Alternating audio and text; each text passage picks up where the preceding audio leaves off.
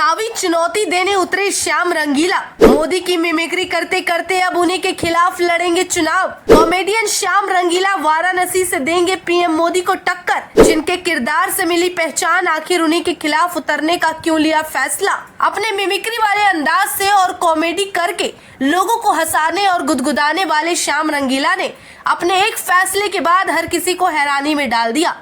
देश के प्रधानमंत्री नरेंद्र मोदी और कांग्रेस के पूर्व अध्यक्ष राहुल गांधी की मिमिक्री करते सुर्खियों में आने वाले राजस्थान की कॉमेडियन श्याम रंगीला ने बहुत बड़ा राजनीतिक ऐलान किया है।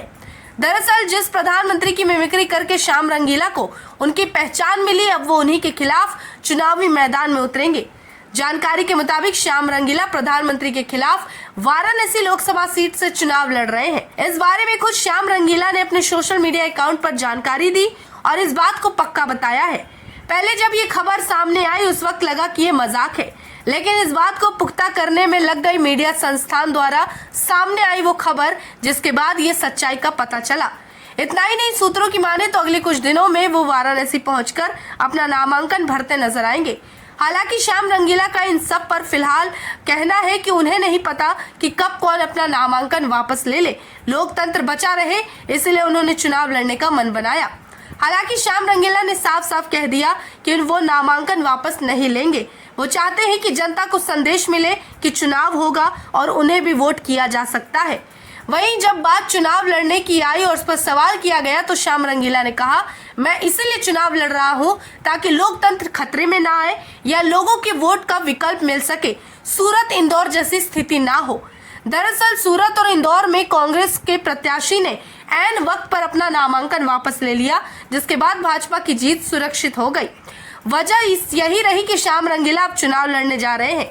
इतना ही नहीं, राजनीतिक कदम बढ़ाते ही श्याम रंगीला ने बयानबाजी भी शुरू कर दिया, जहां उन्होंने पलटवार करते हुए कहा कि मैं किसी से डरता नहीं, खास करके ईडी जैसे चीजों से डरता नहीं। मेरे अकाउंट में कुछ नहीं मिलेगा, मैं असली का फकीर हूं जो झोला उठाकर चल देगा। श्याम रंगीला खुद बताते हैं कि 2017 तक वो पीएम मोदी के फैन नहीं बल्कि भक्त थे, लेकिन जब मिमिक्री करने के दौरान श्याम रंगीला पर प्रतिबंध लगने लगे, उसके बाद श्याम रंगीला थोड़े बागी बनते चले गए। इतना ही नहीं, अब जब बात आती है चुनाव लड़ने की तो ये भी सवाल उठता है कि आखिर श्याम रंगीला ने किस पार्टी का सहारा लेते हुए पीएम मोदी के खिलाफ नामांकन भरने का फैसला किया है। तो इसका जवाब है कि श्याम रंगीला ने वाराणसी लोकसभा सीट से पीएम मोदी के सामने निर्दलीय नामांकन दाखिल करने का फैसला किया और वो निर्दलीय चुनाव लड़ेंगे। यानी कि किसी भी पार्टी का सहारा श्याम रंगीला को नहीं चाहिए। वो बस एक आम व्यक्ति की ताकत, आम व्यक्ति के वोट की ताकत को समझाने के लिए नामांकन भर रहे हैं, ताकि आम जनता को विश्वास हो सके कि वो लोगों के हित के लिए सामने आ सकते हैं, चाहे उनके सामने का प्रत्याशी और दावेदार कितना भी मजबूत क्यों ना हो।